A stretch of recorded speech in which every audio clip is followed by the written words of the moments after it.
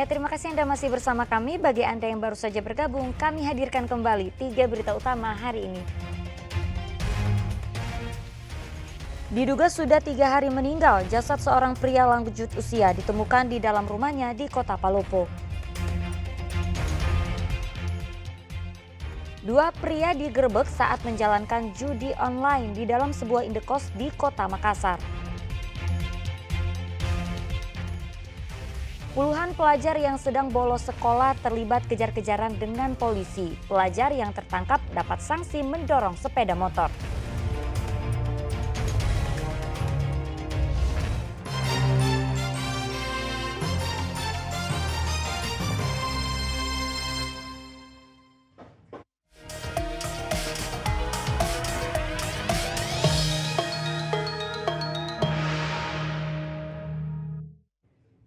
Sebanyak 604 pengawas tempat pemungutan suara atau PTPS yang akan bertugas di Kabupaten Maros resmi dilantik Bawaslu. Sebelum dilantik, ratusan PTPS ini telah menerima pembekalan berupa bimbingan teknis hingga strategi pengawasan terhadap potensi terjadinya pemungutan suara ulang atau PSU.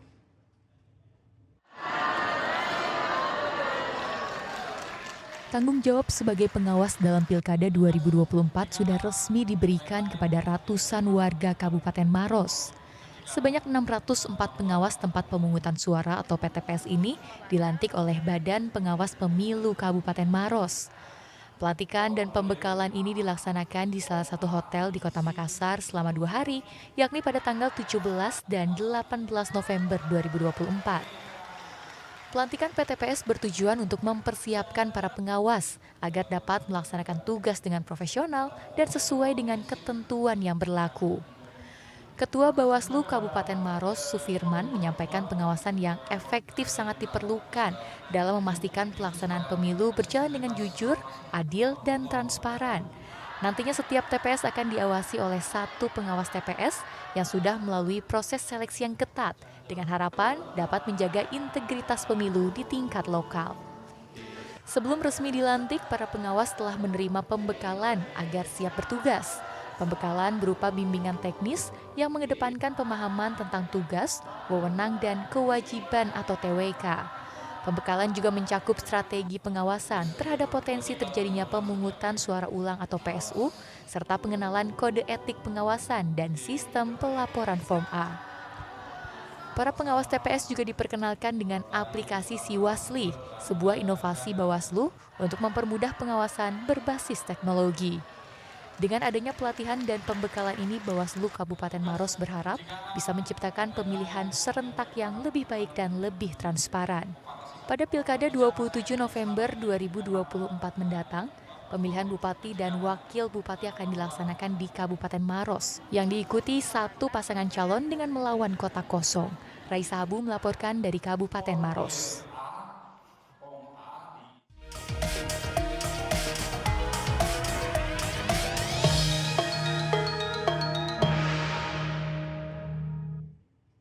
Menteri Desa dan Pembangunan Daerah Tertinggal atau Mendes PDT Yandri Susanto melakukan kunjungan kerja ke Desa Tukamase, Kabupaten Maros. Dalam kunjungannya, Yandri menginstruksikan agar setiap desa dapat memetakan potensi lokal guna mendukung program pemerintah seperti makan siang bergizi gratis yang saat ini digalakan. Di Desa Kedatangan Menteri Desa dan Pembangunan Daerah Tertinggal atau Mendes PDT Yandri Susanto langsung disambut antusias warga. Desa Tukamasea di Kecamatan Bantimurung, Kabupaten Maros jadi salah satu desa yang dikunjungi Mendes PDT kali ini. Dalam kunjungan kerjanya Senin siang lalu, Yandri didampingi oleh anggota DPR RI dari Komisi 5 serta pejabat pemerintah Provinsi Sulawesi Selatan. Setelah berkeliling desa, Mendes mengapresiasi potensi yang ada di Desa Tukamasea, khususnya di kawasan Permandian Alam Doli. Pasalnya kawasan yang dikelola oleh pemerintah Desa Tukamasea ini telah berhasil menghasilkan pendapatan asli desa atau PAD. Tak hanya itu, BUMDes Tukamasea sudah mampu memberikan beasiswa kepada anak-anak di sekitar wilayah ini. Hal ini pun dianggap bisa menjadi contoh bagi desa-desa lain untuk memanfaatkan potensi lokal secara maksimal. melihat potensi desa di sini dan memang sudah banyak dilakukan. Saya berharap Tukamase yang lain akan lahir. Artinya kalau kita sungguh-sungguh, apalagi ada dana desa. Tadi saya dilaporkan oleh Pak Makmur bahwa desa wisata sini dibayar oleh dana desa dan hasilnya sudah lumayan bagus, bahkan sudah bisa memberikan beasiswa kepada anak-anak desa di sini. Artinya kalaulah potensi desa itu apapun potensinya ya, mau desa wisata, mau pertanian, mau perikanan, mau perkebunan, bila mana kita maksimalkan, insya Allah bisa membahagiakan, bisa mensejahterakan desa tersebut. Mendes menginstruksikan agar setiap desa dapat memetakan potensi lokal mereka guna mendukung program pemerintah seperti makan siang bergizi gratis yang saat ini digalakan. Dalam kesempatan itu, Mendes juga menyerahkan bantuan untuk kolaborasi antara perusahaan dan desa untuk meningkatkan kesejahteraan masyarakat. Politikus Partai Amanat Nasional ini melakukan penanaman pohon mangga, durian, dan rambutan sebagai langkah untuk memperbaiki lingkungan dan mendukung ketahanan pangan lokal. Raisa Abu melaporkan dari Kabupaten Maros.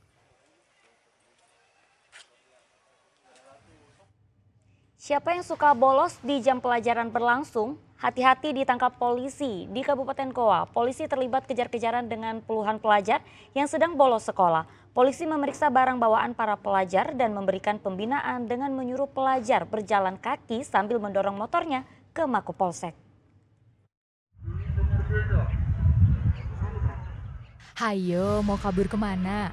Para pelajar sekolah menengah pertama dan sekolah menengah atas yang kedapatan bolos langsung kocar-kacir berhamburan saat melihat kedatangan personel Polsek Bajeng Kabupaten Goa. Puluhan pelajar SMP dan SMA ini kedapatan tengah nongkrong di lapangan sepak bola Limbung, Kecamatan Bajeng di saat jam pelajaran seharusnya masih berlangsung. Meski berusaha melarikan diri, satu persatu pelajar yang bolos sekolah ini berhasil ditangkap. Usai mengumpulkan pelajar, polisi kemudian memeriksa isi tas para pelajar untuk memastikan tidak ada senjata tajam, anak panah, atau busur yang dibawa. Selain itu, petugas juga memeriksa ponsel para pelajar guna menghindari pelajar bermain judi online. Sebanyak 20 orang pelajar dari tingkat SMP hingga SMA yang terjaring razia diberikan sanksi mendorong sepeda motornya ke kantor polsek setempat.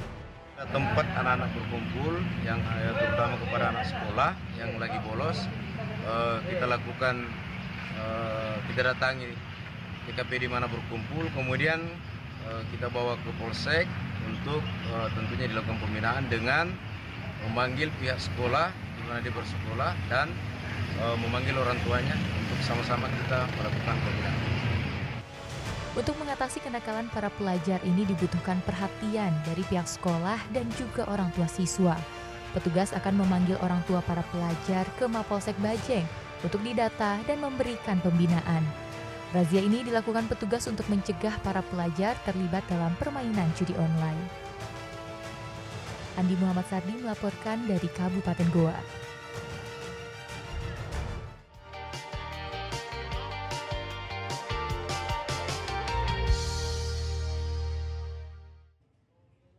Informasi tadi mengakhiri jumpa kita. Atas nama rekan yang bertugas, saya Auriga Gustina mengucapkan terima kasih atas kebersamaan Anda. Selamat beraktivitas dan sampai jumpa.